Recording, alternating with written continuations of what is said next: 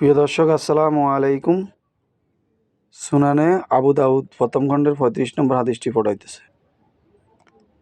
আবু হুরায়রা রাদিয়াল্লাহু তাআলা আনহু হতে বর্ণিত, নবী সাল্লাল্লাহু আলাইহি সাল্লাম বলেছেন, কেউ সুরমা লাগালে বেজুর সংখ্যায় যেন লাগাবে। এরূপ করলে ভালো, না করলে কোনো ক্ষতি নেই।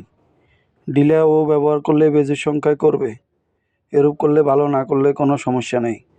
খাওয়ার পর খিলাল করলে যদিও কিছু বের হয় তাও ফেলে দিবে, আর জিহ্বার সাথেও কিছু লেগে থাকলে তা গিলে ফেলবে। এরূপ করলে ভালো, না করলে কোনো অসুবিধা নেই। পায়খানায় গেলে আড়ালে চলে যাবে। এরূপ জায়গায় না যাওয়া গেলে অত্যন্ত বালুর স্তূপ তৈরি করে তার আড়ালে বসবে, কারণ শয়তান মানুষের লজ্জাস্থান নিয়ে খেলা করে। এরূপ করলে ভালো, না করলে কোনো গুনাহ নেই। ইমাম আবু দাউদ রহমতুল্লাহ আলাই বলেন, আবু সাঈদ আল খারার নবী সাল্লাল্লাহু আলাইহি সাল্লামের অন্যতম একজন সাহাবী। হাদিসটি সহিহ এবং হাসান। আমরা বেশি বেশি শেয়ার করব।